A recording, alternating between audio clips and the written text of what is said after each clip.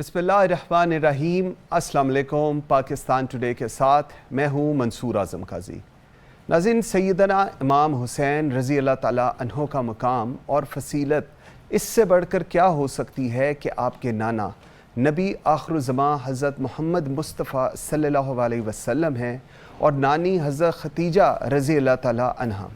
वो हुसैन जिनके दादा हज़रत अबू तालिब बिन अबुल मुत्तलब और दादी फ़ातिमा बिनते असद, वो हुसैन जिनके वालिद हज़रत अली शेर खुदा रज़ी अल्लाह ताला अन्हो, वालदा ख़तून जन्नत हज़रत फ़ातिमतुज़ ज़हरा रज़ी अल्लाह ताला अन्हो और भाई हज़रत हसन रज़ी अल्लाह ताला अन्हो।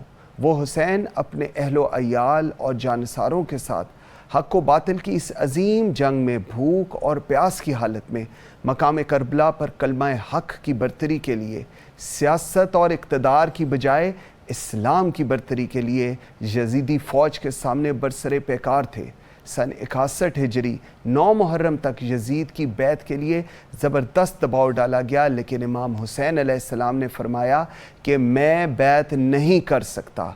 9 मुहर्रमुल हराम को करबला के मैदान में तारीख़ ने क्या मज़ालिम देखे और वाक़या करबला हमें क्या दर्स देता है। प्रोग्राम के पहले हिस्से में इस पे बात करेंगे। हमें लाहौर स्टूडियो में ज्वाइन किया है सैयद मोहम्मद तकी नकवी, ख़तीब अहले बैत, और मेरे साथ हैं पीर मोहम्मद ज़ियाउल हक नक्शबंदी, मजहबी स्कॉलर हैं। बहुत शुक्रिया आप दोनों का जी। तकी साहब, लेट मी आपसे बात का आगाज़ करते हैं। हज़रत इमाम हुसैन ने 28 रजब को मदीना छोड़ने का फ़ैसला किया अपने ख़ानदान के साथ। क्या वजूहात थी उस वक्त जब ये सब कुछ हो रहा था जी? बिस्मिल्लाहिर्रहमानिर्रहीम। अल्हम्दुलिल्लाहि रब्बिल आलमीन वस्सलातु वस्सलामु अला रसूलिहिल करीम व आलिहि तय्यबीन ताहिरीन अज़हबल्लाहु अन्हुम रिज्सा व युताहिरुहुम तत्हीरा। यज़ीद ने ख़त लिखा अपने गवर्नर वलीद को, जो कि मदीना का गवर्नर था, और उसमें उसने कहा कि हज़रत इमाम हुसैन अलैहिस्सलाम और अब्दुल्लाह इब्न ज़ुबैर और अब्दुल्लाह इब्न उमर, इन तीनों से बायत लो, और अगर वो बायत नहीं करते तो उनके सर काट के मेरे पास यहाँ दमिश्क में रवाना कर दो। ठीक। तो रात के वक्त वलीद ने अपना नुमाइंदा भेजा।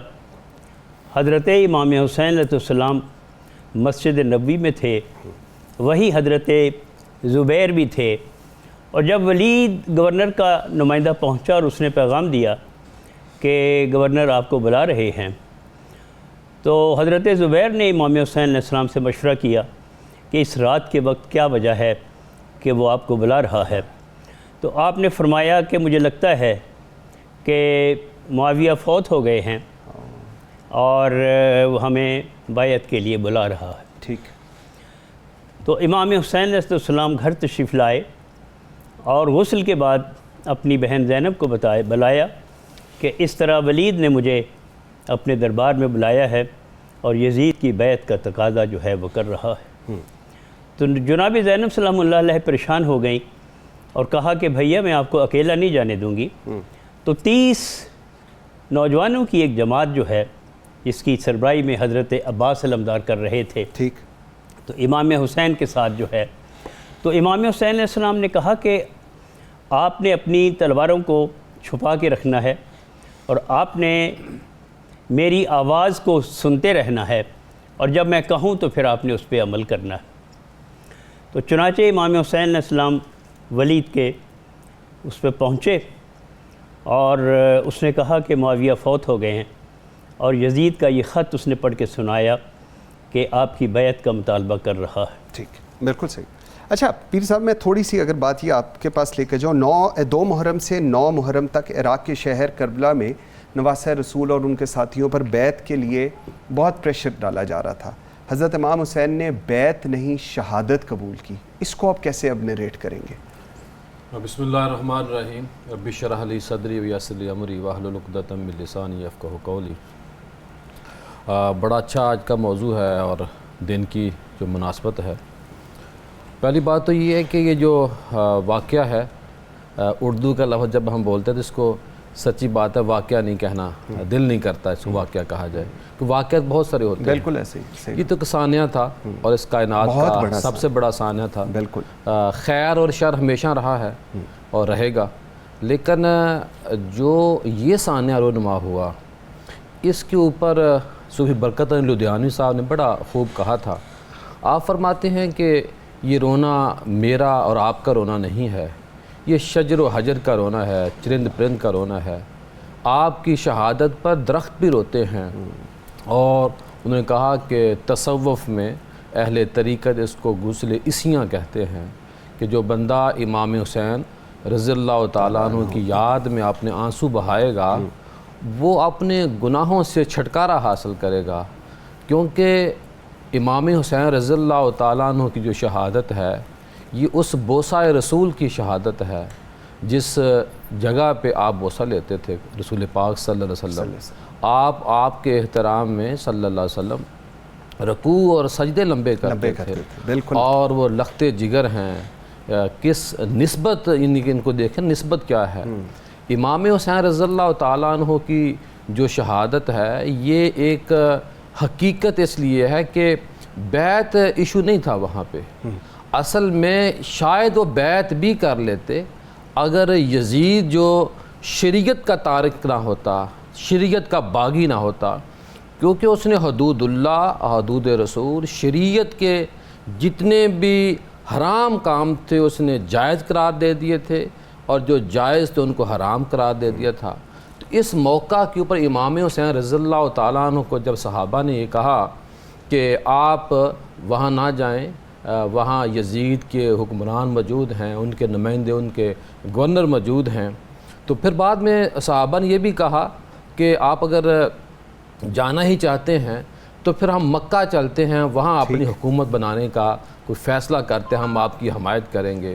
پھر یہاں تک بھی کہا گیا لیکن آپ نہیں مانے، پھر یمن اور شام کی طرف روانگی کا کہا گیا، پھر آخر میں پھر یہ کہا کہ صحابہ نے کہا کہ امام حسین رضی اللہ تعالیٰ عنہ اگر آپ نے جانا ہی ہے تو پھر اپنے اہل و عیال کو ساتھ نہ لے کے جائیں، کہیں آپ کو بھی حضرت عثمان غنی رضی اللہ تعالیٰ عنہ کی ذات کی طرح بچوں کے سامنے، فیملی کے سامنے شہید نہ کر دیا جائے۔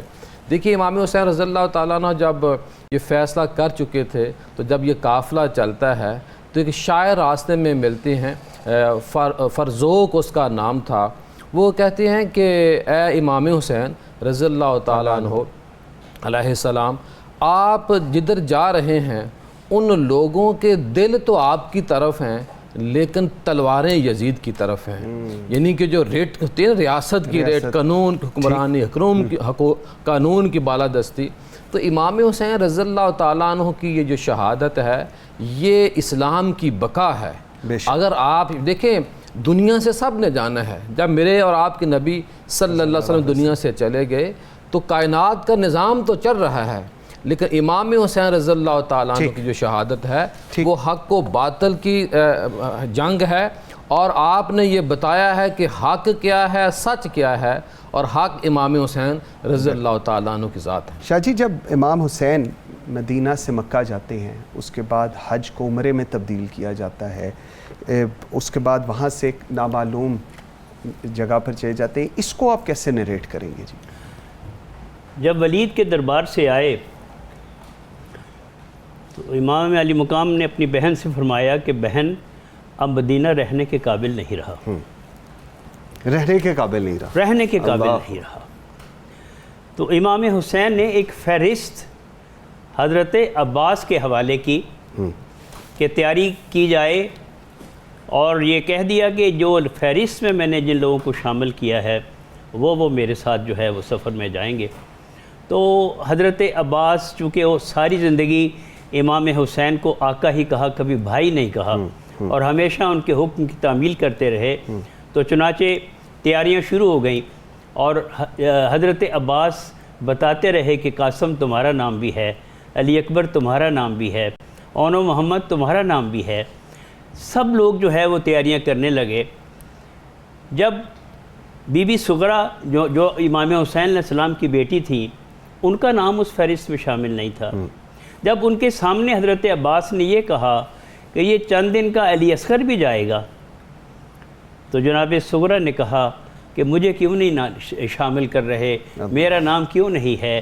تو تاریخ یہ بتاتی ہے کہ امام حسین خود آئے، اپنی بیٹی کو پیار کیا اور کہا کہ اصل میں حقیقت کیا تھی کہ کسی کی محمد مصطفیٰ سے حضرت علی اکبر کی مشابہت حضرت محمد مصطفیٰ سے تھی، لیکن جناب صغرا جناب فاطمہ تو زہرا کی شبیہ تھیں، تو امام حسین نے یہ مناسب نہیں سمجھا، گو بہنوں کے پردے بھی قربان ہو جانے تھے کہ میری ماں کی شبیہ جو ہے وہ جائے۔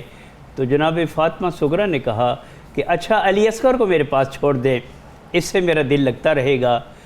اب حضرت امام حسین نے رباب سے کہا اور وہ جناب صغرا کی گود میں آ گئے۔ اب تیاریاں ہو رہی ہیں، امام حسین حضرت عباس سے کہہ رہے ہیں کہ عباس جلدی کرو۔ اس کے بعد یہ ہے کہ رباب جو کہ ماں تھی ان کی، انہوں نے حضرت علی اصغر کو لیا، لیکن انہوں نے جناب صغرا کا دامن نہیں چھوڑا۔ جناب زینب بھی آئیں تو جناب صغرا نے کہا کہ ٹھیک ہے، زبردستی نہ کریں، اگر اصغر جاتا ہے تو چلا جائے۔ تو جب بیویوں نے یہ کہا اور امام حسین کو بھی پتہ چلا کہ اصغر صغرا کا دامن نہیں چھوڑ رہا، تو امام حسین نے آ کے اصغر کے کان میں ایک بات کہی۔ امام حسین کا یہ کہنا تھا کہ اصغر نے صغرا کا دامن چھوڑ دیا۔ اب تاریخ یہ بتاتی ہے کہ امام حسین نے کیا کہا۔ امام حسین نے اصغر کے کان میں یہ کہا کہ بیٹا تیرے خون کی قربانی کی مہر لگی کہ میری تمام قربانیوں پر، یہ سننا تھا کہ حضرت اصغر نے وہ چھوڑ دیا۔ اب قافلے کی تیاری ہو گئی، ٹھیک، اور اس میں یہ دیکھ رہا تھا کہ جناب عباس نے بہت جلدی سے سارے انتظامات کیے، ٹھیک، اور پانیوں کا بھی انتظام کیا، اور کئی اونٹ ہیں۔ یہ لگتا یہ ہے کہ حسین مظلوم کربلا کے میدان میں تو مظلوم تھے، لیکن شہنشاہ عرب تھے۔ کبھی آپ تاریخ پڑھیں کہ کتنے اونٹوں کے اوپر مال اسباب تھا، اور کئی اونٹوں کے اوپر جناب علی اکبر کی شادی کی تیاریوں کی وہ سامان تھا جو وہاں پہ کربلا کے میدان میں جناب اکبر کی شادی ہونی تھی۔ مختصر کروں کہ جب اعلان ہوا اور حضرت عباس نے اعلان کر دیا کہ لوگوں روشنیاں گل کر دو، کوئی شخص باہر نہ آئے، کیوں کہ فاطمہ تو زہرا کی بیٹیاں اور بہو جو ہیں وہ مدینہ سے سفر کر رہی ہیں۔ تو ایک آواز آئی کہ جناب حسن کی بیوہ آ رہی ہیں، تو امام حسین نے جناب قاسم سے کہا کہ بیٹا سوار کراؤ اپنی ماں کو۔ اور اس کے بعد یہ ہے کہ جب یہ اعلان ہوا کہ فاطمہ تو زہرا کی بیٹی جناب زینب آ رہی ہیں، تو امام حسین نے خود کرسی چھوڑ دی اور علی اکبر کو اور اون محمد کو اور جناب عباس نے خود گھٹنا ٹیک کر آپ کو سوار کرانا چاہا۔ لیکن یہاں ایک فکرہ میں کہوں گا کہ زینب سلام اللہ نے کہا کہ مجھے سوار وہ کرائے کہ جو کربلا کے میدان میں مجھے سوار کرائے گا۔ تو امام حسین نے سب کو روک دیا اور جناب سجاد کو کہا کہ بیٹا آگے بڑھو اور اپنی پھوپھی اماں کو سوار کرو۔ ٹھیک، زیا صاحب، جب 9 محرم کو امام حسین اور ان کے ساتھیوں پہ کربلا میں پانی بند کر دیا گیا اور صحبتیں ہوئیں، اس کو آپ کس طرح دیکھیں گے، کس طرح نریٹ کریں گے؟ جی دیکھیے، جو پانی تو میں سمجھتا ہوں کہ ان کے نانا جان کی خاطر یہ دنیا بنی تھی۔ اللہ نے کہا کہ میں نے اگر محبوب کو پیدا نہ کرنا ہوتا تو میں اپنا رب ہونا ظاہر نہ کرتا۔ یہ کائنات رسول پاک صلی اللہ علیہ وسلم کے صدقے ہے۔ پانی، شہد، دودھ، میں سمجھتا ہوں کہ اس کی حیثیت نہیں تھی امام حسین رضی اللہ تعالیٰ عنہ کے سامنے۔ وہ پانی ترجیح ہوتی تو وہ مدینہ میں بیٹھے رہتے۔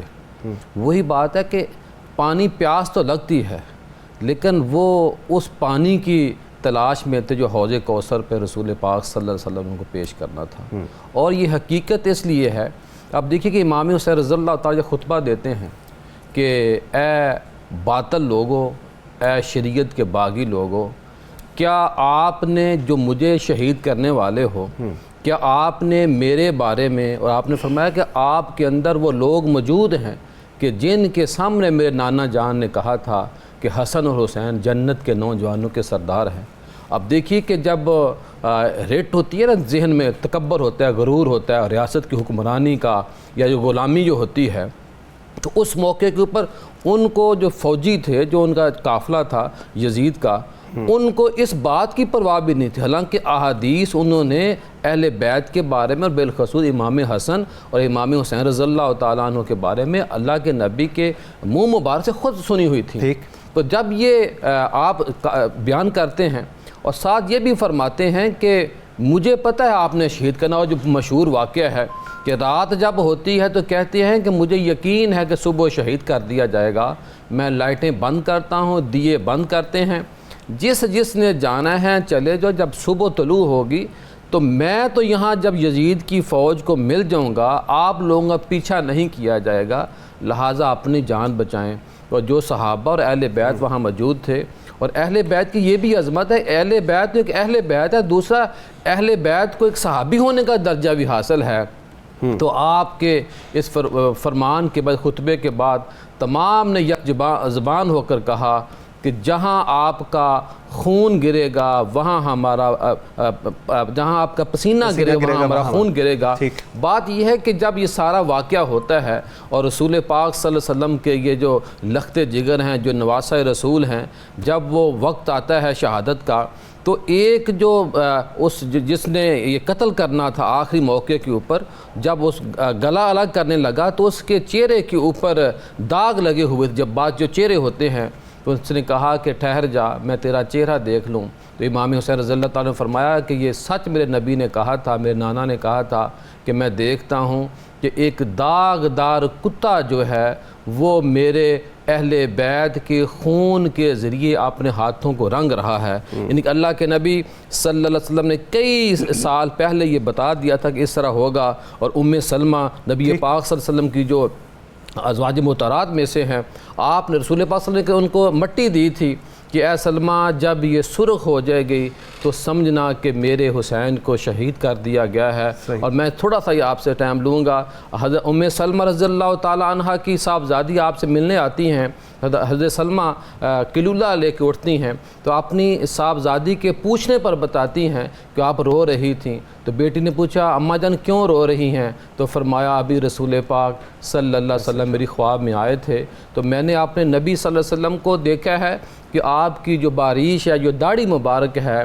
وہ اس پہ گرد آلود ہے، بال بکھرے ہوئے ہیں، تو میرے پوچھنے پر فرمایا کہ اے سلمہ میں اپنی آنکھوں سے امام حسین کو شہید ہوتا دیکھ کے آیا ہوں۔ اور پھر ہمیں ام سلمہ رضی اللہ تعالیٰ عنہ نے اس مٹی کو دیکھا جو شیشی میں بند کی ہوئی تھی، تو وہ جو مٹی تھی وہ خون میں بدل چکی تھی۔ یہ ایک حقیقت ہے، ظلم ہے، اس کی جتنی مذمت کی جائے کم ہے۔ کربلا کے میدان میں کب پہنچے اور کیا وجوہات تھیں کہ وہاں پر خیمے لگائے خاندان اور انصاروں نے؟ اس کو ذرا ہمیں بتائیے گا جی۔ امام حسین جب مکہ میں پہنچتے ہیں تو وہاں امام کو پتہ چلا کہ یزید کے 30 فرستادے اسلحہ لے کر حرم کعبہ میں موجود ہیں۔ ٹھیک۔ تو آپ نے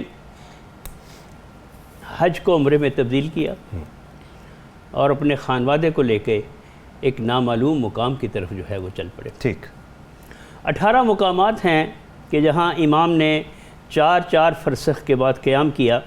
اب چونکہ وقت کم ہے میں تفصیل میں نہیں جاتا۔ اینڈ پہ کیا ہوا کہ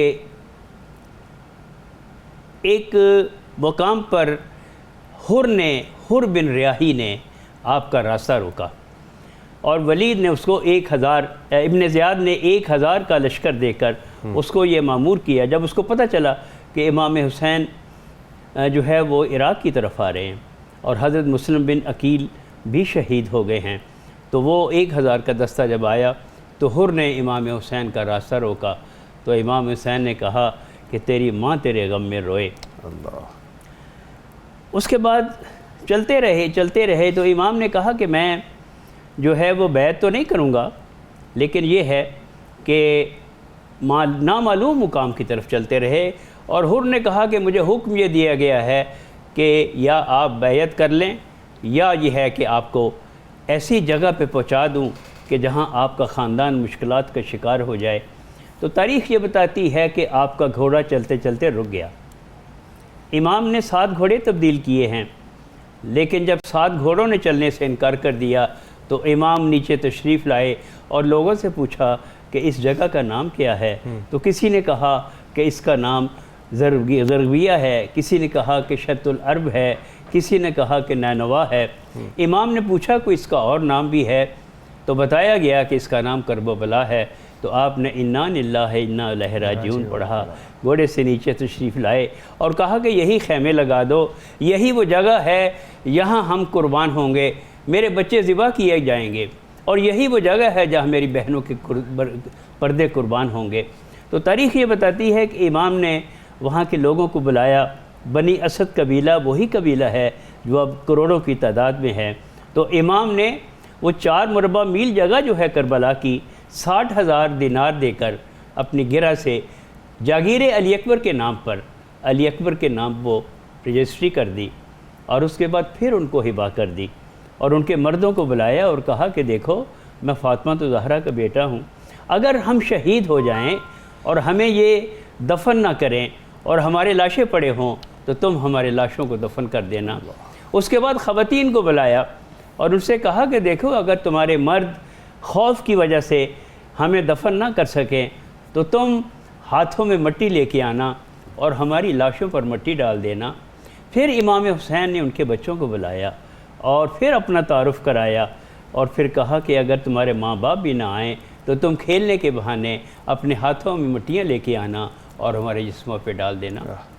تو یہ جو ہے وہ امام نے جب وہاں خیمے لگا دیے ہیں، تو وہ امام نے خیمے لگائے ہیں فرات کے کنارے۔ ٹھیک، پہلے تو دیکھیں تاریخ یہ بتاتی ہے کہ جو حر جس نے امام کا راستہ روکا، تو امام نے جب ان کے زرد چہرے دیکھے تو کہا کہ یہ ان کے چہرے کیوں زرد ہیں تمہاری فوج کے؟ تو کہتا ہے کہ مولا پیاس کی وجہ سے۔ تو امام کی سخاوت دیکھیں، حوض کوثر کے پلانے والے کا یہ نواسہ ہے، تو عباس ان سب کو پانی پلاؤ۔ تو جتنا پانی حضرت عباس لائے تھے، پانی بہت کافی تھا کہ پانی اگر بند بھی ہو جاتا تو امام کے پاس ذخیرہ تھا، لیکن تمام فوج کو پانی پلا دیا اور حکم یہ دیا کہ ان کے گھوڑوں کو بھی پلاؤ، اور جو باقی پانی بچ جائے ان کے سموں پہ بھی ڈال دو۔ تو یہ امام حسین کی سخاوت تھی۔ تو جب خیمے لگ گئے تو انہوں نے کہا کہ آپ خیمے یہاں سے ہٹائیں۔ تو حضرت عباس نے کہا کہ کون ہے جس میں جرت ہے کہ یہ کہے کہ ہم یہاں سے خیمے ہٹائیں؟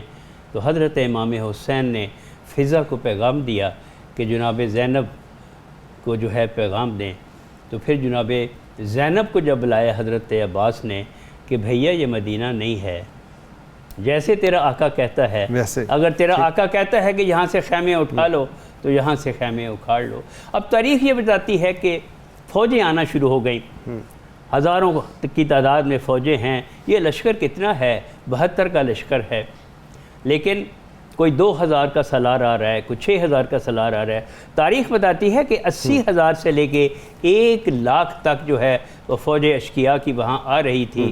شمر کی اس میں ٹھیک، بالکل ایسے شمر کی میت میں بھی تھے، لیکن مختلف سردار آ رہے تھے۔ ٹھیک ٹھیک۔ لیکن یہاں پہ ایک میں ذکر کرنا چاہوں گا کہ جب اسلحے کی آوازیں آ رہی تھی اور ہر طرف فوجیں گھیر رہی تھی، تو جناب زینب نے امام حسین کو بلایا اور کہا کہ بھیا کوئی آپ کے ساتھی نہیں ہیں؟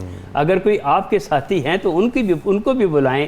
تو امام حسین نے جناب زینب کے کہنے پر اپنا ایک دوست تھا بچپن کا، حبیب کو بلایا۔ حبیب کو ایک خط لکھا۔ اب حبیب کون ہے؟ یہ تاریخ بتاتی ہے کہ ایک مرتبہ حضرت محمد مصطفیٰ ایک جگہ سے جا رہے تھے کہ چند بچے نظر آئے، تو ان میں سے یہ حبیب بھی تھا، اور حبیب کو اٹھا کر پیار کیا اور اپنے زانوں پہ بٹھایا۔ پوچھا گیا کہ حضرت امام رسول خدا سے کہ آپ نے اس بچے پہ اتنی شفقت کیوں کی ہے؟ تو کہتے تم پہچانتے نہیں، یہ کون ہے؟ یہ وہ حبیب ہے کہ جب میرا حسین چلتا ہے یہ اس کا اتنا عاشق ہے کہ میرے حسین کی پاؤں کی مٹھی اٹھا کر اپنی آنکھوں پہ لگاتا ہے۔ تو امام حسین نے خط لکھا کہ غریب حسین کا خط اپنے دوست حبیب کے نام۔ پیر صاحب ذرا واقعہ کربلا انسانی تاریخ کا بدترین سانحہ ہے، میں تو یہ کہوں گا، جس طرح آپ بھی ابھی فرما رہے تھے، لیکن اس کو رونما ہونے سے پہلے کچھ مساحلتی کوششیں بھی کی گئی جس کو بعد میں ابو زیاد نے ماننے سے انکار کر دیا۔ اس پہ اگر آپ تھوڑی ابن زیاد نے تو اس پہ اگر تھوڑی سی آپ روشنی ڈالیں جی۔ دیکھیے کوششیں کی گئیں، لیکن سب سے یہی بڑی کوشش تھی نا یزید کے جو درباری تھے، جو ان کے مشیر تھے، جو ان کے گورنر تھے، کہ کسی طرح امام حسین رضی اللہ تعالیٰ بیعت کر لیں. بے شک. لیکن بیعت کرنے کے لیے تیار نہیں تھے. ادھر قرآن و سنت کی پاسداری تھی، ادھر قرآن و سنت کا باغی تھا. اور صلح کیسے ہوتی؟ صلح تو اس صورت میں ہونی تھی. دیکھیے امام حسین تو امام سے بات لمبی ہو جائے گی. حضرت امام ربانی مجدد الثانی صاحب کو جب تنگ کیا گیا تو آپ کو جب اکبر کے دربار میں پیش کیا گیا، اور صرف اس لیے پیش کیا گیا کہ کھڑکی میں سے گزارو اس کو اور اس کی گردن جھک جائے، تو جو غلام تھے انہوں نے امام ربانی نے پہلے اپنی جوتی اکبر بادشاہ کی طرف کی اور پھر اپنی گردن کو سیدھا کر کے، یعنی کہ امام حسین رضی اللہ تعالیٰ عنہ کے جو غلام ہے وہ بھی باطل لوگوں کے سامنے نہیں جھکتے. تو امام حسین رضی اللہ تعالیٰ عنہ کی جو شہادت ہے یہ بہت بڑا سانحہ ہے. لیکن اس سانحے اندر یہ بھی دیکھنا چاہیے کہ جب امام حسین رضی اللہ تعالیٰ عنہ کی گردن مبارک کی بے حرمتی مختلف جگہوں پر کی تاریخ میں جو واقعات ملتے ہیں، تو ابن زیاد کے جب دربار میں آپ کا سر مبارک پیش کیا گیا تو اس ابن زیاد نے آپ کے جو ہونٹ مبارک تھے اس کو سٹک سے چھڑی سے چھیڑا تنزیہ طور پر. تو وہاں پہ ایک بڑے ہی ضعیف اور بوڑھے صحابی موجود تھے، حضرت زید بن ارقم رضی اللہ تعالیٰ عنہ. آپ نے فرمایا کہ اے ابن زیاد، اپنی سٹک کو پیچھے کر، اپنی چھڑی کو پیچھے کر، کیونکہ میں نے اپنی آنکھوں سے دیکھا ہے کہ یہاں اس زبان، اس ہونٹوں کے اوپر نبی رحمت صلی اللہ علیہ وسلم بوسے لیا کرتے تھے. تو ابن زیاد کے اوپر جو ریاست کی ریٹ کی حکمرانی کا جو نشہ تھا اتنا تھا، تو اس نے اپنی سٹک پیچھے کرنے کی بجائے یہ کہا کہ اے زید بن ارقم، اگر تم بوڑھے نہ ہوتے تو میں تجھے قتل یہاں کروا دیتا. اور جب یہ آگے چلتا ہے تو ایک موقع کے اوپر یہ واقعہ آیا کہ جب یزید کے سامنے یہ پیش کیا گیا آپ کا سر مبارک، تو وہاں ایک سفیر موجود تھا اور سفیر آیا تھا وہاں کام کے سلسلے میں. جب دیکھا کہ یزید بھی آپ کی سر مبارک کی توہین کر رہا ہے تو سفیر نے کہا کہ میں حضرت موسیٰ علیہ السلام کی نسل میں سے ہوں، میری آج بھی یہودی اسی طرح عزت کرتے ہیں جس طرح حضرت موسیٰ کی عزت کرتے ہیں، اور تم کیسے مومن ہو، کیسے مسلمان ہو کہ اپنے نبی کے نواسے کو تم نے شہید بھی کرایا ہے اور آج اس مقدس گردن کی توہین بھی کر رہے ہیں. امام حسین رضی اللہ تعالیٰ عنہ کا نام انشاءاللہ قیامت تک کے لیے رہے گا، اور قیامت کے دن بھی وہ ہمارے سردار ہیں. ہمیں اس پہ ناز ہے، خوشی ہے. میں یہاں یہ بھی بات تھوڑی سی کرنا چاہتا ہوں، جو صحابہ کی اور اہل بیت کی محبت تھی. ایک مانگنے والا آتا ہے اور وہ امام حسن کے پاس حاضر ہوتا ہے، اپنی گزارش پیش کرتا ہے. امام حسن فرماتے ہیں کہ بھیک نہ مانگا کرو، اپنی مجبوری بتاتا ہے. میں اختصار سے بات کر رہا ہوں. تو امام حسن رضی اللہ تعالیٰ عنہ 100 دینار اس کو صدقہ دیتے ہیں.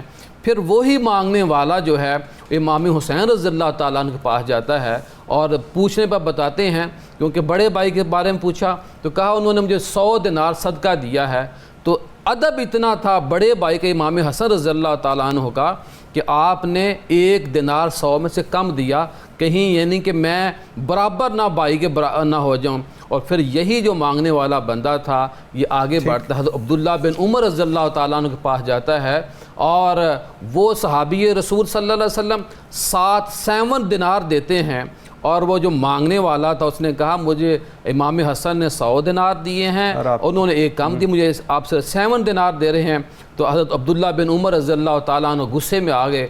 فرمایا میری اوقات کیا ہے کہ میں اہل بیت کا مقابلہ کروں. تو یہ جو محبت کا جو تعلق ہے، ایک موقع کے اوپر مساکین بیٹھے ہوئے تھے تو امام حسین رضی اللہ تعالیٰ عنہ کو انہوں نے دعوت دی کہ کھانے میں شامل ہو جائیں. مساکین کی دعوت کو قبول بھی کیا ہے اور پھر جا کر کہا کہ میں نے تو آپ کی دعوت کو قبول کیا ہے، اگر میں آپ کو دعوت دوں، میری آپ دعوت کو قبول کریں گے. ان غربا کو، مساکین کو اپنے گھر لے گئے اور ان کو اچھا کھانا کھلایا. بالکل ٹھیک ہے. ناظرین، محرم الحرام میں سیکیورٹی کے جو انتظامات ہیں پورے ملک میں وہ بڑے ہائی الرٹ ہوتے ہیں. मजालिस, रूट्स, इन सारों के ऊपर बड़ी सख्त किस्म की चेकिंग भी की जाती है और हमारी जो लॉ इन्फोर्समेंट एजेंसीज़ हैं वो इस चीज़ को मॉनिटर कर रही होती हैं। इस दफ़ा भी बहुत सारी थ्रेट्स भी हैं, अलर्ट्स भी हैं, जिसको लेकर इन सारी चीज़ों को देखा जा रहा है। और स्पेशली शाम गरीबा और 9वीं मुहर्रम और बिलखुसूस 10वीं मुहर्रम को इस दफ़ा क्या किस तरह इन्होंने सारी चीज़ों को कवर किया है और किस तरह इसको मैनेज करने जा रहे हैं, इस पे बात करते हैं प्रोग्राम के इस हिस्से में। आई एम वेरी ग्रेटफुल, मुझे इस वक्त ज्वाइन किया है शहजादा सुल्तान साहब ने, additional inspector general of police operations Punjab है। बहुत शुक्रिया जी आपके टाइम देने का। सर, सबसे पहले हमें फरमाइएगा, इस साल का मुहर्रम अभी तक कैसा चल रहा है? आज जब हम ये बात कर रहे हैं तो 9 मुहर्रम रात 8:30 बजे है जी। भाई साहब, थैंक यू वेरी मच। अल्हम्दुलिल्लाह इस साल का मुहर्रम जो है अभी तक मुकम्मल पीसफुल है। पूरे पंजाब में आपके इल्म में होगा कि यकम से 10 मुहर्रम तक 9,000 से ज़्यादा प्रोसेशंस होते हैं और 37,000 से ज़्यादा मजालिस होती हैं। और इन पर मजमूई तौर पर अगर हम काउंट करें, हमारी जो फ्री तैनात होती है तो वो 2 लाख से ज़्यादा लोग हम डिप्यूट करते हैं। ठीक, तो अल्हम्दुलिल्लाह सो फार बहुत पीसफुल रहा है। और इसकी वजह ये है कि जो नवासा रसूल हैं हज़रत इमाम हुसैन, उनके साथ अकीदत और मोहब्बत जो है वो तमाम मसालक के लोग और तमाम मुसलमान दुनिया में जहाँ भी हों उनकी बराबर है। अपने अकायद और मसलकी इख्तलाफात के बावजूद तमाम मसालक के लोग इत्तेहाद बैनुल मुस्लिमीन की स्पिरिट के साथ इस मुहर्रम के अशूरे को अकीदत और एहतराम से मनाते हैं। और बहुत ज़्यादा इसमें रोल होता है न सिर्फ सिक्योरिटी फोर्सेस का बल्कि पब्लिक का और उलमा और मशाइख का, जो कि इस मुहर्रम के दौरान हमारी मदद करते हैं, हमें सपोर्ट प्रोवाइड करते हैं और अपने अपने इलाक़ों में वो पीस कमेटीज़ में बैठते हैं और लोकल लेवल पे जितने इश्यूज़ हैं उनको रिजॉल्व करते हैं। तो अल्हम्दुलिल्लाह सो फार इट्स बीन पीसफुल और इंशाल्लाह अल्लाह के फजल व करम से और लोगों की कोशिशों से, गवर्नमेंट की कोशिशों से ये पीसफुल रहे। ठीक, हालात कैसे हैं पंजाब के अगर हम बात करें, क्योंकि बहुत सारी चीज़ें सुनने में आती हैं, आप क्योंकि ग्राउंड पे सारी चीज़ों को मॉनिटर करते हैं, ओवरऑल कंडीशंस कैसी हैं पंजाब की अगर हम बात करें? पंजाब की जो ओवरऑल सिक्योरिटी की सिचुएशन है वो अल्हम्दुलिल्लाह हमने देखा है कि पिछले 6-7 महीनों में कोई ऐसा मेजर कोई सीरियस टेररिस्ट एक्टिविटी नहीं हुई। थ्रेट्स आती रहती हैं और वो थ्रेट्स जो हैं वो दुरुस्त होती हैं, क्रेडिबल होती हैं। हमारे बहुत क्रेडिबल इदारे, एजेंसीज़ वो हमें इंफॉर्मेशन जो है वो देते हैं। अल्हम्दुलिल्लाह पंजाब के अंदर जो हमारी CTD है उनकी बहुत मेहनत है, बहुत काविश है। कोई ऐसा हफ़्ता नहीं जाता जब CTD पंजाब अपने इंटेलिजेंस बेस्ड ऑपरेशंस के ज़रिए जो कालादम तंजीमें हैं उनके स्लीपर सेल्स बस नहीं करती या उनके मेंबरान को गिरफ़्तार नहीं करती। तो इसमें मैं समझता हूँ कि अभी तक जो अमन है या सुकून है उसमें एक बहुत बड़ा रोल हमारे इदारों का है, हमारी एजेंसीज़ की टाइमली इंफॉर्मेशन शेयरिंग और हमारे जो ग्राउंड के ऊपर आगे ऑपरेशनल फोर्सेस हैं लाइक CTD पंजाब, तो उनकी बहुत सारी मेहनत और काविश जो है वो इसमें शामिल है। ख़तरात की जब हम बात करते हैं या थ्रेट अलर्ट की बात करते हैं, लोगों की आगाही के लिए ये भी बताइएगा, ऑब्वियस एक तो मुहर्रम के हिसाब से भी, और ओवरऑल जब इसको फिर पैसिफाई करने के लिए आप लोग क्या करते हैं? इंटेलिजेंस बेस्ड ऑपरेशंस करते हैं, किस तरह आप इसको पैसिफाई करते हैं? जी देखिए, जो थ्रेट्स आती हैं हमारे पास तो एक बात तो तय है कि जो जितनी भी टेररिस्ट थ्रेट्स हैं, दुश्मन जो है मुल्क का अमन सबोताज करने के लिए वो इस्तेमाल करता है, टेररिस्ट ग्रुप्स को भी और भी बहुत सारे ज़राए हैं। तो दुश्मन की जो हमारे इस वक्त अगर मुहर्रम के हवाले से बात करें तो शायद मसालिक के अंदर प्रॉब्लम नहीं है, लेकिन जो ज़्यादा थ्रेट हमें ख़तरा ये होता है कि बहुत बड़े प्रोसेशंस होते हैं, मजालिस होती हैं, बहुत सारे लोग वहाँ पे होते हैं, कि दुश्मन जो है वो कोई शरारत ना करे और कोई दहशतगर्द ग्रुप पर कार्रवाई ना करे। तो फिर जो भी हमें इत्तला मिलती है, हमारा जो पहला रिस्पॉन्स होता है वो ये होता है कि हमारे वो लोग जो कि टेररिस्ट एक्टिविटीज़ में सस्पेक्ट्स हैं اور جہاں کوئی انفارمیشن ہمیں ملتی ہے کوئی سلیپر سیلز کی تو ہم ان کے خلاف پھر آپریشنز کرتے ہیں. ان کے علاوہ جو انٹیلیجنس بیسڈ آپریشنز ہیں ہماری ڈسٹرکٹ پولیس جو ہے وہ ریگولرلی محرم کے دوران, اگر ہم یکم سے 10 محرم یہ 10 دنوں کا دیکھیں تو پچھلے 8 دنوں میں ہمارے جو کامبنگ آپریشنز کیے ہیں ڈسٹرکٹ پولیس نے, جو پنجاب کے ضلعوں کی پولیس ہے, وہ 423 کامبنگ آپریشنز کیے ہیں, جس کے اندر ہنڈریڈز آف لوگ جو ہیں وہ اریسٹ ہوئے ہیں. تو یہ پولیس جو ہے مسلسل ان کی جو کاوش ہے یہ روزانہ کی بنیاد پہ چلتی ہے, سی ٹی ڈی کی بھی اور پولیس کی بھی. یہی وجہ ہے کہ جس کی وجہ سے امن جو ہے وہ قائم رہتا ہے, سسپیکٹ پکڑے جاتے ہیں اور بہت ساری جو ایکٹیویٹیز ہیں کرمنل ایکٹیویٹیز ان کو ہم پریونٹ کر لیتے ہیں. ٹھیک, 9ویں محرم اور 10ویں محرم کے حساب سے آپ نے بتایا نفری تو پورے پنجاب کی لگی ہوئی ہے, لیکن اوور آل کیا سچویشن ہے نفری کو لے کر اس ایک, اور نمبر 2 کہ یہ جو رضاکار ہیں یہ کس حد تک اس کو آپ کو ایڈ آن کرتے ہیں آپ کی سپورٹ کو یا اس پروسیس کو, اس کو بھی ذرا بتائیے گا. Thank you very much. جہاں تک نفری کی صورتحال ہے ہمارے صرف یہ جو 2 دن ہیں محرم کے, آج اور کل, ان 2 دنوں میں ہماری تقریباً 1,40,000 کی ڈپلائمنٹ ہے پولیس فورس کی پنجاب کے اندر. یعنی آج 64,000 سے زیادہ پولیس آفیسرز جو ہیں دے آر آن ڈیوٹی, صرف اور صرف محرم کے انتظامات میں شامل ہیں, اور کل جو ہیں وہ 78,000 سے زیادہ پولیس آفیسرز آن ڈیوٹی ہوں گے. جیسے آپ کو پتہ ہے کہ یہ ایک ایسی ایکٹیویٹی ہے کہ جس کے اندر عوام کی سپورٹ, لوگوں کی سپورٹ کے بغیر یہ ہو نہیں سکتا.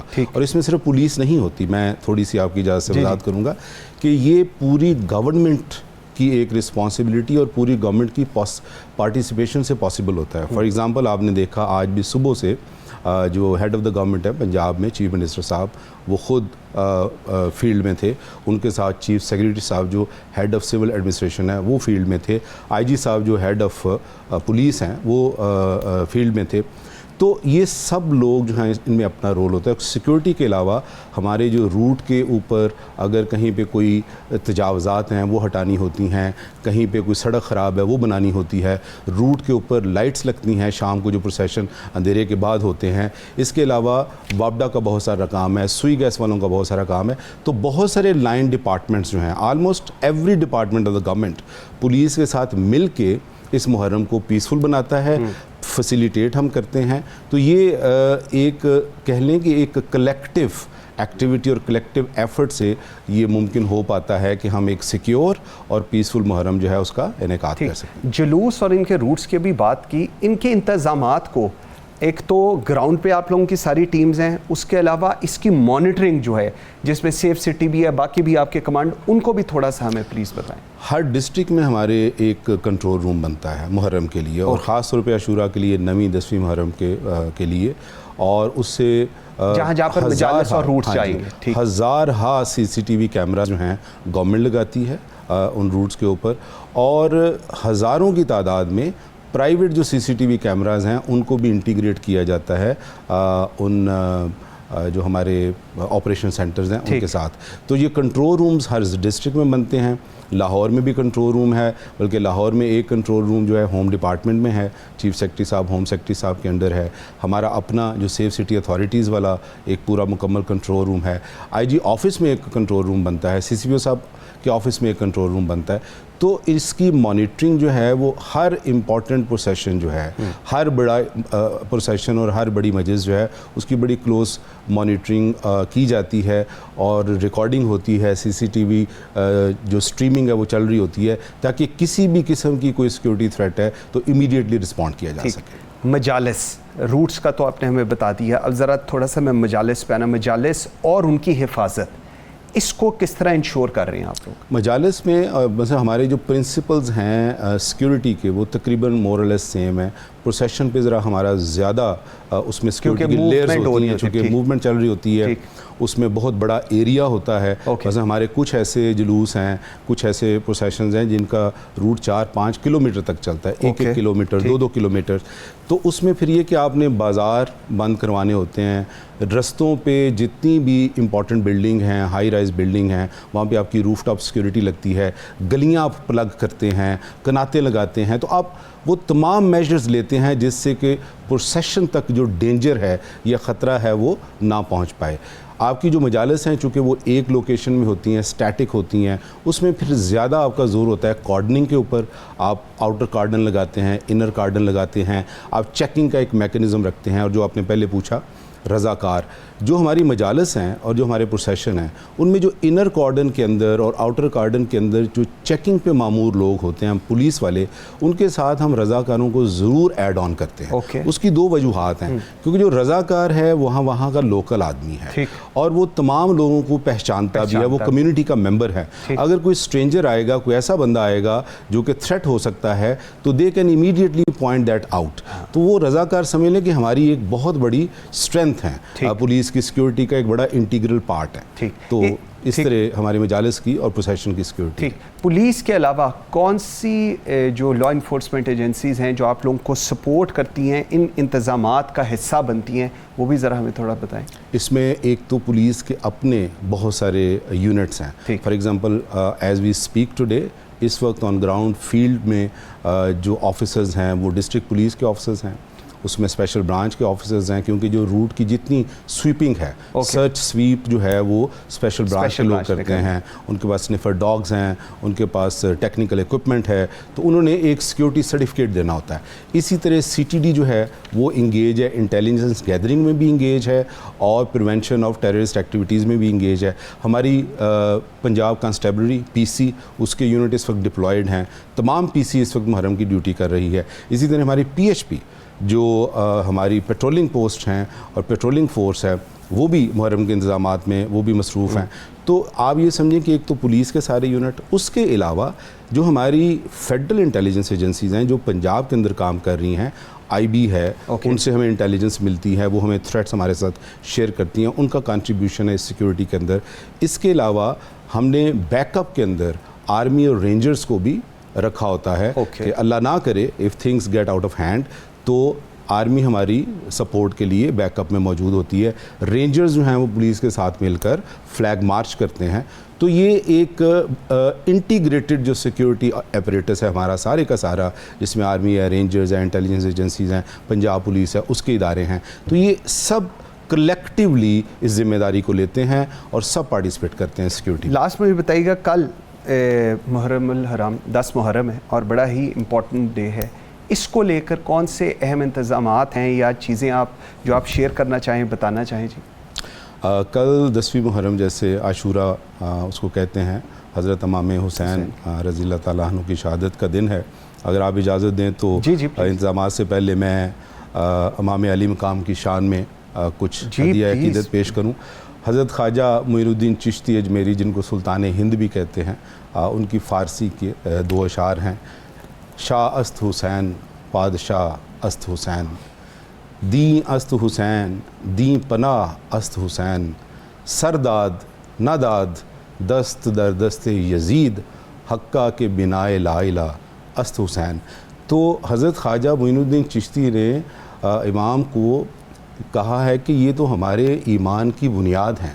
اور حضرت علامہ اقبال نے آپ کو ان الفاظ میں خراج عقیدت پیش کیا ہے کہ غریب و سادہ و رنگی ہیں داستان حرم، نہایت اس کی حسین ابتدا ہیں اسماعیل. تو ان کی علامہ اقبال صاحب کے الفاظ میں ہماری جو داستان ہے پوری اسلام کی، وہ حضرت اسماعیل علیہ السلام سے شروع ہوتی ہے اور اس کی انتہا حضرت امام حسین پہ ہوتی ہے. تو 10 محرم کے حوالے سے کل ہمارا بہت بڑا دن ہے، سب سے امپورٹنٹ دن ہے محرم کا.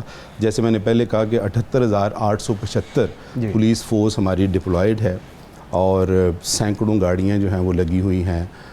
Tens of thousands of volunteer جو ہیں رضاکار، وہ ڈیوٹی کر رہے ہیں. کل کے دن میں ہمارے 2,726 پروسیشنز ہیں پورے پنجاب کے اندر. 20,000 سے زیادہ ہماری 2672 ہماری مجالس ہیں جن پر 20,000 سے زیادہ لوگ ڈپلائڈ ہیں. پروسیشنز کے اوپر 58,000 سے زیادہ لوگ ڈپلائڈ ہیں. تو ہم نے کوئی جس کو کہتے ہیں نا کہ دقیقہ فرق گزاشت نہیں کیا سیکیورٹی انتظامات میں، اور اللہ تعالیٰ سے دعا ہے کہ کل کا اہم اور بڑا دن جو ہے وہ خیر و عافیت سے گزرے۔ یہاں پہ ایک چھوٹی سی بات آپ کے پروگرام کی وساطت سے میں اتحاد بین المسلمین جو ہیں ان کو خراج عقیدت پیش کرنا چاہتا ہوں۔ مولانا ابو الخبیر آزاد ایک بہت بڑا نام ہے، قاضی مسجد کے امام ہیں، ان کی قیادت میں 40-50 علماء کا وفد آئی جی صاحب پنجاب جو ہیں ان کو آ کے ملا، اور انہوں نے جن جذبات کا اظہار کیا اس میں تمام مسالک کے علماء تھے۔ ان کے جذبات اور ان کی باتیں سن کے مجھے اس بات کا یقین ہے کہ یہ ملک جو ہے یہ انشاءاللہ امن کا گہوارہ ان سب لوگوں کی مدد سے بنے گا، اور ہمیشہ ہم امن کے ساتھ رہیں گے انشاءاللہ تعالی۔ شہزاد سلطان صاحب بہت شکریہ جی آپ کے ٹائم دینے کا۔ آج کے لیے اتنا ہی، مجھے منصور اعظم قاضی کو دیجیے اجازت۔ اللہ حافظ۔